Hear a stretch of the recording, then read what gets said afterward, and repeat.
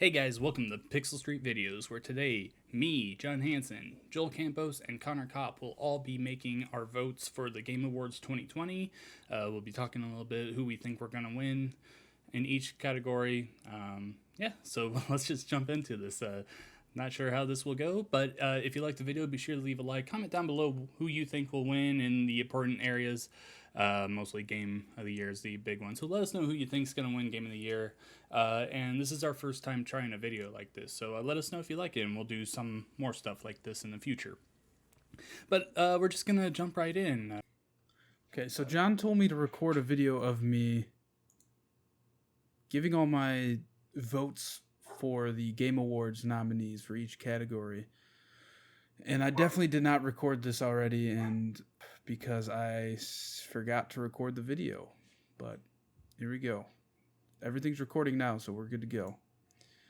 So the first category is Game of the Year. Recognizing a game that delivers the absolute best experience across all creative and technical fields. I went with The Last of Us Part 2. Just because I thought that game was great. I thought the story was amazing. And I know that's kind of controversial because a lot of people don't agree with that statement. My dog's here. She's in the video now. Hi, pup. How can I help you? Get out of here. She, I guess, doesn't agree with me that The Last of Us Part 2 should take it. But I just remember I binge played that game for an entire weekend. I think I took a day off work to play it too. But yeah, I just love that universe and everything in it. And yeah, I thought it was a great game all around. So we got Doom Eternal, Final Fantasy VII Remake, Ghost of Tsushima, Hades, Animal Crossing New Horizons, The Last of Us Part 2. Now, me personally, I really see the argument for Animal Crossing New Horizons just because of how important that game was this year. The thing with me is that it just isn't a great game. Really, I mean, it's fun and I enjoyed it. It's the first Animal Crossing I ever tried, and I put a ton of hours into it. But there are a lot of problems even today with it. Most notably, it's online multiplayer, which is such a huge component to it. So I can't really vote for it. Another big one would be The Last of Us Part 2.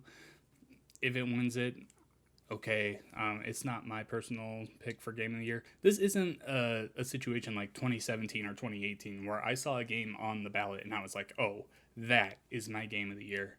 Doom Eternal, I love, but the multiplayer in it, again, not that great. I didn't enjoy it really at all.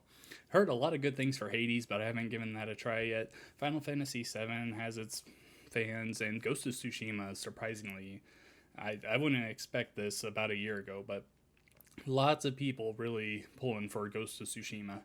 I think the game here, though, that I had the most fun with, the one that I thought was the closest thing to put together, man, I just gotta go with Doom Eternal for me. I really see the argument for Last of Us Part 2. I don't think it wins it because there's a lot of people that hate it, but who knows. Next one, Best Game Direction, awarded for outstanding creative vision and innovation in game direction and design. Again, I went with The Last of Us Part 2, just because of how much I love that game and pretty much everything I said in the last category. Best Game Direction, Final Fantasy VII Remake, Ghost of Tsushima, Hades, Half-Life Alyx, and The Last of Us Part 2. Now, for this one, I'm not sure. Final Fantasy VII Remake, I'm very tempted to go on just because they are taking that original game and changing things up. Because of that, I think I am going to vote for Final Fantasy VII. Tetsuya Nomura, he's also... Hey, get out of here. I don't want a vote or a badge. Tetsuya Nomura is well known for the Kingdom Hearts series and The World Ends With You, and he's the one that took over for Final Fantasy VII Remake. And I like him. I definitely have some issues with the way he handles things and how long he takes to get stuff out, but regardless, I think the stuff he did in Final Fantasy VII Remake was really great. Best Narrative, for outstanding storytelling and narrative development in a game. I, again, went with The Last of Us Part 2, just because I thought the story was great, and I think that it deserves this award. Again, There's a lot of cool stuff going on there with Final Fantasy VII Remake. I've never even heard of 13 Sentinels Aegis Rim, so I can't vote for that one. Sorry if it is amazing. Ghost of Tsushima is pretty good. Hades, I haven't played yet. And The Last of Us Part 2, I liked half of that game. The other half, I really did not like. So yeah, for this, I think I'm going to go with Ghost of Tsushima. I really like the way they've handled that story so far. I haven't played through all of it, so hopefully it still stays good. But to where I'm at in the game so far, I've enjoyed it. Best art direction for outstanding creative and or technical achievement in artistic design and animation. For this one, I went with Ghost of Tsushima, and my reasoning behind that is I love the environment in that game. I thought that the way the leaves and everything looked, the changing in the seasons kind of as you go through the game, the weather and everything, it's great all around. Shout out to Ori and the Will of the Wisps, because I know that game looks amazing as well. This one is a no-brainer for me, Ori and the Will of the Wisp. I love that art direction. It's the same thing that they did with Blind Forest. I'm not sure if they won this award with Blind Forest or not, but regardless, Ori and the Will of the Wisp is absolutely amazing. And I can tell you right now, our very next category of Best Score in Music, I'm voting for it again. So it's just my favorite from a music standpoint and from a visual standpoint for this year. Doom Eternal, the rock soundtrack in there was great again, like in the 2016 Doom, but Ori and the Will of the Wisp, man, it's just so good. For this one, I chose Doom Eternal. It's for outstanding music inclusive of score, original song, and or licensed soundtrack. Just because I don't think any other game has that great of music, although I don't really know about Hades. I did not play that game, but I know Ori, I think, has pretty cool sound design, but I never played that one, so I'm not sure. And I know that Doom 2016 had a great soundtrack, so I'm sure Doom Eternal had an equally dope soundtrack. Best audio design, recognizing the best in-game audio and sound design. Again, for this one, I went with The Last of Us Part 2. I thought that everything about that game was great, all the way down to the sound design. For this one, I think I'm going to go with The Last of Us Part 2. They did some really cool stuff with the audio in there. I'm not sure in-game audio and sound design.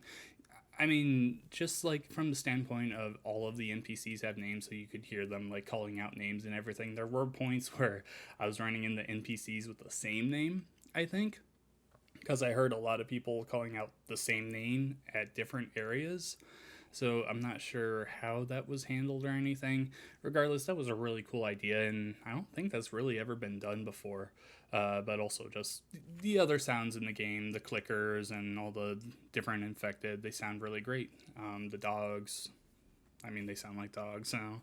But it's a really good design game from a sound standpoint. And I don't think that's really up for debate. Best performance, awarded to an individual for voiceover acting, motion, and or performance capture. I went with Ashley Johnson as Ellie, just because I thought that the performance in that game was amazing. The story in that game was great, and she really helped portray Ellie and all of her feelings throughout the whole game. I did not like Abby at all. I don't like the way she's written. I don't like her performance really in this game that much. And there's some very great moments for her, no doubt. But overall, I just don't think it was as great as some people make it out to be. That's no disrespect to Laura Bailey, because she's an amazing voice actress. But for me, I gotta go with Ashley Johnson. I mean, Ellie is just a standout character in all of video games. Best games for impact, for a thought-provoking game with a pro-social meaning or message. So this is one where I didn't really play any of the other games in the category other than Tell Me Why. But I know that I loved that the way that Tell Me Why was being impactful to kind of the world in a way. But yeah, shout out to Spiritfarer, because I know a lot of people really love that game. Games for impact. Now this one, most of these games I haven't played and I really don't even know about. So this is really down to Spiritfarer and Tell Me Why for me. Both games are really cool. One is about taking spirits to the other world after they die. The other one is about two twins getting back together and just really reconnecting after the death of their mother, which no spoilers. I'm not gonna get into that, but for those reasons of no spoilers, I'm going with Tell Me Why. That was a really really cool game, and it also had some like really hard hitting stuff in there. If you haven't given it a try, it is on Game Pass. Definitely give it a try. It's only 3 episodes long, and it's from Don't Nod, the guys who made Life is Strange. I definitely recommend it. It was a good time. A best ongoing game awarded to a game for outstanding development of ongoing content that evolves the player experience over time. So for this one, I kind of have maybe a hot take. I don't know. It depends on how you see it. I think that Halo the Master Chief Collection should be on this list. And it would get my vote if it was on here, but I do not think it would win just because some of these games on here are massive. Like you have Apex Legends, Call of Duty Warzone, Fortnite, Destiny 2. I don't really know much about No Man's Sky, but all I know is that they've changed it a bunch. But Halo Master Chief Collection has kind of evolved the Halo games beyond what they were, 10 to 20 years ago by adding a bunch of skins that were never in the game. Like weapons never had skins in the Halo games, but they kind of added that stuff in, which, honestly has been pretty awesome. And they've added in seasons kind of for free, kind of a battle pass type system in a way, to kind of unlock that stuff. So yeah, they've added a lot to that game, and I think it deserves to be on this list. But regardless of all that, I voted for Call of Duty Warzone just because of how popular that game's been the past year. It's really, really blown up, and it's free to play. So I mean, the audience is there. I think we all know that Fortnite's going to win this again. Me personally, I don't want to vote for any of these. I'll just throw my vote at Apex, I guess. I don't really care who wins that one. Best Indie for outstanding creative and technical achievement in a game made outside the traditional publisher system. For this one, I had to go with Fall Guys. This game, it took over the internet when it first came out. Their Twitter team has been amazing. I think it's just run by one guy, if I'm not mistaken, but he's been hilarious on Twitter and stuff. Love the game. I think this really comes down to Fall Guys, Ultimate Knockout, and Hades. I've played Fall Guys. I haven't played Hades, so I don't really want to choose Fall Guys just because of that, because I've heard some really amazing things about Hades. I really also enjoyed Carrion, but I don't think it really competes with those two. Spelunky 2 and Spiritfarer, they'll get their fair share of votes, but I gotta go with Fall Guys. It took over the internet for a little bit. None of these other games have done that. With all the goodwill that Hades has gotten since its release, Fall Guys Ultimate Knockout was the talk of everyone for a little bit before Among Us came out. So I think that's going to win indie game. Best mobile game for the best game playable on a mobile device. So this is another one I'm not really sure about, because I know Among Us has been out for a few years technically, but it's really just blown up recently. I don't know if the mobile game came out in the past year or if it's been out and they're just putting it in here now because it's popular. But regardless, it takes my vote just because right now it's like probably the hottest game out there. You're just seeing memes and GIFs left and right about this game. I'm not a big fan of Among Us being on here because it did not release this year, but it is what it is. I really enjoy that game. Genshin Impact is also really cool, but I haven't played it on mobile. I've only played it on PS4, so I don't think I'm going to vote for it on mobile. Pokemon Cafe Mix was a fine little puzzle kind of game. Nothing too special, really, and I haven't played Call of Duty Mobile, so I'm going to go with Among Us, even though I'm not the biggest fan of it being on this list. Best community support, recognizing a game for outstanding community support, transparency, and responsiveness, inclusive of social media activity and game updates/patches. Shout out again to Fall Guys Ultimate Knockout. Like I said, their Twitter account has been on top of everything and just killing the game. But Destiny 2 takes my vote here just because they've been very responsive to the community and keeping the community in the loop on all the updates coming, all patches, all that kind of stuff. So I voted for Destiny 2. This one is really a toss-up for me between Fortnite and Fall Guys. Fortnite because of the constant updates and everything they do. Although I don't know much about their community aspect, so maybe not so much. Although that game has a massive community. Um, Really, I gotta go with Fall Guys on this because just the way that they handle their community is just brilliant from a social standpoint, I think. And it's just really special what they've done with the game so far. So I'm really a big fan of what they've done. Best VR/AR. For the best game experience playable in virtual or augmented reality, irrespective of platform.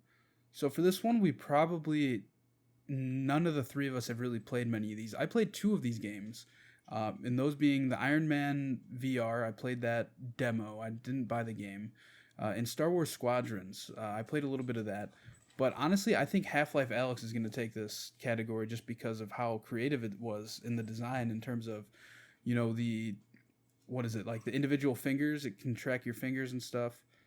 And I know that Half-Life is it's like a monolith in terms of game IPs. So like that community has just been so thirsty for content in the Half-Life universe that I'm sure that this is going to take the cake here for this category. This one we don't even really need to talk about. It's going to be Half-Life Alyx. Sorry, all the other games. I would love to put in some for The Walking Dead, Saints and Sinners, but Half-Life Alyx is going to dominate this section. Innovation and accessibility, recognizing software and or hardware that is pushing the medium forward by adding features, technology, and content to help games be played and enjoyed by an even wider audience. For this one, I went with The Last of Us Part 2, just because I know that when that game came out, there were videos on Twitter, I saw pictures, screenshots, GIFs, just of the inclusivity and accessibility in the game. In terms of what changes you can make to the way the game looked, just so that you could play it if you were, colorblind or, legally blind too. I saw somebody who was legally blind that was able to play this game very well because of the accessibility of the game. I think that's easily The Last of Us Part 2. The accessibility options that they put into the game was really great. There's some good stuff in Valhalla as well. Grounded just, I think the only thing that they put in there was the thing to turn down spiders some way or something. I haven't played much of that. I don't know about the options in Watch Dogs Legion, but it's probably similar to Valhalla.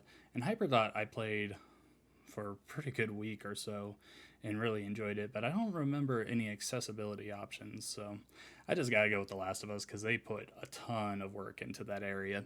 Best action game, voted for the best game in the action genre, focused primarily on combat. For this one, I went with Doom Eternal as well, just because I know that I've seen gameplay of this game, and it just looks like a lot of fun. Like, Doom 2016 was a really good game, and I actually didn't even play that till this year. So yeah, I voted for Doom Eternal. All of these, I think, are good options. For me, this is easily Doom Eternal. Just that game, it took what the 2016 Doom laid out and just expanded on it even more. And that's what makes it so special to me, because I love Doom and Doom Eternal. It just blows my mind how much better they made the game feel in its combat and its movement and everything. Without a doubt, for me, this is Doom Eternal. Best action adventure game. For the best action adventure game combining combat with traversal and puzzle solving. See, this is a hard one because I love all these games. Granted, I haven't played Ori and the Will of the Wisps. I don't think The Last of Us Part 2 takes this one because it's more of just a narrative. Like, it's not a narratively driven game. Like, obviously there are shooting mechanics and all that, but this is tough. I don't think Assassin's Creed Valhalla takes it. For me, I think it's going to be between Ghost of Tsushima and Marvel's Spider-Man Miles Morales. I'm going to go with Ghost of Tsushima on this one. I just love the way that you can run around and kind of run across those ropes. What are those technically called? They're just ropes, essentially, connecting buildings and stuff. But yeah, I'm going with Ghost of Tsushima. No matter who wins this category, every single game in this category deserves the win because they're all great for their own reasons. Personally, I lean towards Ori and the Will of the Wisp, but that's more of a biased standpoint. I really want that game to succeed in every way that it can possible. Valhalla, I think, is a little weaker than Odyssey, so I'm going to knock it out there. Marvel Spider-Man Miles Morales, if you check out the Respawning Fire spoiler cast that I was on, I really enjoyed that game as well. Ghost of Tsushima has a lot of high praise. Of course, Last of Us Part 2 and Star Wars Jedi Fallen Order is loved by tons of people. For me, going from going with the combat, traversal, and puzzle solving, I think I gotta knock it down to Spider-Man or Ori. If you count in the traversal, those two games do traversal the best. Puzzle solving, it's just really just punching in Spider-Man. I'm gonna go with Ori. You know what? Screw it. Let me know in the comments how much you hate that decision, but I think just from the combination of combat, traversal, and puzzle solving, Ori does all of those combined, does it all of them better than the other games do as a combined unit. I think every game on here does something better than Ori. Like, I think Spider-Man does traversal better. I think Jedi Fallen Order does combat better. And who knows about puzzle solving. But regardless, Ori. Best role-playing game. For the best game designed with rich player character customization and progression, including massively multiplayer exclusive experiences. I don't know. I might have to abstain from this one because I only played Final Fantasy VII Remake, but I don't think that... I don't know. I have a thing about remakes not getting Game of the Year awards like this. Granted, they did make a lot of changes to the game, but I don't think that it deserves... I'm just going to skip this one in general. Going from a role-playing game... I'm stuck between Yakuza Like a Dragon and Final Fantasy VII Remake. I really want to go with Yakuza because although I haven't played that game, I've watched a lot of videos on it, and I think a lot of what they did in it is really good stuff, especially when you consider how they changed up the combat to a turn-based kind of thing. But Final Fantasy VII Remake changed up their combat from turn-based to a more action-heavy, in real-time combat, which is really cool. So that's really what makes those two stand out to me. And really, it could just come down to me flipping a coin. I could go either way. I think they both deserve it. You know what? I'm going to flip a coin. We'll go heads Final Fantasy, tails Yakuza. We have a tail, so Yakuza gets my vote. Best fighting game. For the best game designed primarily around head-to-head combat. We kind of talked about this on the podcast. I don't play fighting games, so I'm not going to vote for this one. But I think it's absolute bullshit that Mortal Kombat 11 Ultimate gets to be on this list.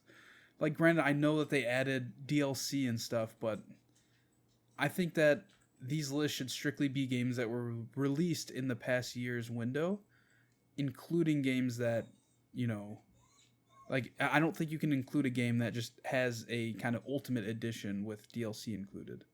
So I'm not voting for this one. Best fighting game. If you listen to the Pixel Street podcast, you'll know that I don't like any of these decisions, especially Mortal Kombat 11 and Street Fighter 5 being on here. But whatever. Seeing as Mortal Kombat 11 is the only fighting game I've played this year, I'll go for them. Best family. For the best game appropriate for family play, irrespective of genre or platform. I mean, come on. It's got to be Animal Crossing New Horizons for me. That game, it took over everything. Even outside of the internet. This game was everywhere. I'm going with Animal Crossing. Right off the bat, I'm throwing the Origami King out because I don't like those. I don't like that game. I've tried so much to get into it. And I'm one of, you can hate me in the comments all you want. I'm one of those guys that like the original N64 and the 1,000-Year Door style of play for that. I just think the Origami King is kind of shallow. I don't like the combat. I don't like the puzzle aspect of it. It's not fun to me. And I just have no interest in that story whatsoever. And those are areas in those other two games that I absolutely adored. So, yeah, sorry. Minecraft Dungeons is pretty cool. I really enjoy it. It's pretty much Diablo 3 for, like people that aren't hardcore into dungeon crawlers. I think they did a really good job with it. I only played the first DLC on it. I don't think I played the second one at least. But yeah, I've enjoyed what I've played of it. Mario Kart Live Home Circuit I reviewed for GamePer. You can check that out over there. I don't think it really has a chance at winning here. Fall Guys Ultimate Knockout definitely has a good chance to win. In fact, I think that's the favorite to win. Animal Crossing New Horizons will get some votes as well. That is a great family game. But for me personally, I gotta go with Crash Bandicoot 4. It's about time. I love so much about that game. Whatever you do, don't try and go for the 100% completion on it, because it is 100% not worth it. But just the platforming, the feel of that game, the animations, like we've never seen Crash look this good and just look so cartoony, and just the way he emotes and everyone around him reacts, like it's just so good. You have to play Crash 4 if you are any kind of platformer fan or a guy from the 90s like me. Best sim/strategy game. Best game focused on real-time or turn-based simulation or strategy gameplay, irrespective of platform. This is, for me, it's between Gears Tactics and Flight Sim. I think I have to go with Gears Tactics, personally. I have a pretty decent gaming PC, but Flight Sim plays like absolute garbage. While I'm sure if it played great on my computer, I would probably be voting for that, but honestly, the optimization for the game just isn't there right now. Maybe when it comes to Xbox Series X, it'll run a lot better because it'll be better optimized for that console. But I think I got to go with Gears Tactics. I enjoyed Gears Tactics for what it is, but Flight Sim, man, it's just not well optimized enough. Everybody I know has problems running that game. I haven't played any of these. I'm just going to go Microsoft Flight Simulator because that game looks gorgeous and it's the one I've seen the most on and heard the most about. Best sports/racing. For the best traditional and non-traditional sports and racing game. I mean, come on. We got to give it to Pro Skater 1 and 2, right? No. I have a thing against remakes and remasters coming on this list, so the only other one I've played is Dirt 5, and of all racing games I've played, I don't think it's that good of a game. And compared to, like, Forza Horizon 4 is a much better game, but obviously it's not eligible here, so I'm just going to not vote for this category. For me, that's easily Tony Hawk's Pro Skater 1 and 2, even though it's just a remake and it's everything we had from those original games, but better. NBA 2K21 I've been playing lately. I don't like it. It's not good. Okay, it's good. It's not great. Yeah, I haven't played an NBA game in about 10 years, and I'm just not impressed by what it's done. And I have the next generation version. I should note that, not the Xbox One and PS4 version. I have the PS5 and Xbox Series X version, and it just does not wow me. I don't care about racing, and I don't care about FIFA, so sorry. Best multiplayer. For outstanding online multiplayer gameplay and design, including co-op and massively multiplayer experiences, irrespective of game genre or platform. I find it funny that Animal Crossing's on this list because Nintendo Online is typically just garbage. It usually never works, so I think it's funny that it's on here. This is a tough one. See, I don't want to give it to Among Us because it's been out for years now, so I don't think it should even be on this list. I'm going to go with Warzone. Because again, that game, it's huge. Everybody's playing Warzone. Best multiplayer game. Animal Crossing New Horizons has no chance at this because of what I said earlier. The online multiplayer is still bad, and just Nintendo multiplayer in general is bad. Among Us is a pretty good hitter for this one. Call of Duty Warzone, I think, has some good shots. Fall Guys Ultimate Knockout is going to be a good one. And Valorant will definitely have its fan base. This really comes down to Among Us and Fall Guys for me. Again, I think both of these games deserve this for the win. Just what they've done this year in the multiplayer space, they've just both taken over the internet at some point this year, which is pretty crazy for such small like indie teams and everything. I think I'm gonna go with Among Us. Fall Guys is great and I really enjoy it, but Among Us just, I feel like there's more enjoyment coming out of Among Us in the future than Fall Guys. Content Creator of the Year. For a streamer or content creator who has made an important and positive impact on the community in 2020. Alana Pierce, J. Ann Lopez, Nick Merckx, Tim the Tatman, and Valkyrie. I'm going to go with Alana Pierce just because I love all the shit that she does. I like watching her videos. I love seeing her Twitter account. So I'm going with Alana. No disrespect to any of these other guys. I really like Alana Pierce. I like the way she handles herself. I like her work since IGN and at Funhouse. Now she's working for the God of War developer, Sony Santa Monica, I believe. Sorry if I got that wrong. But she's done a lot of charity work this year, and yeah, I'm a big fan of her. Best debut game. For the best debut game created by a new independent studio, 100% my vote goes to Phasmophobia, because that game is absolutely terrifying, and I love all the creative stuff they've done with the in-game chat and kind of talking out to the ghosts and stuff, and they respond. Phasmophobia takes my vote here. Like I said earlier, I really enjoyed Carry On. This one is easily Phasmophobia for me. They're all my votes. Who do you think's going to win all these categories? Let us know in the comments. Let John know. DM John. Bye. There you have it. That is Pixel Street Podcast votes for the Game Awards 2020. Leave us a like if you liked the video. Comment down below if you want to see more stuff like this, or just what you want to see in general going forward. Who is your Game of the Year pick personally? Yeah, we all have different opinions, obviously, as you would see from this video. But yeah, hope you enjoyed the video, and we will catch you on the next one. Bye!